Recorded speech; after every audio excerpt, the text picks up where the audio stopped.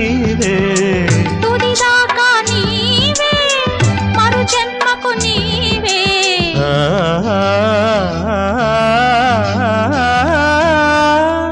జానకి కలగనలేదు రాముని సతి కాగలనని ఏనాడు రాముడు అనుకోలేదు జానకి పతి కాగలనని ఆనాడు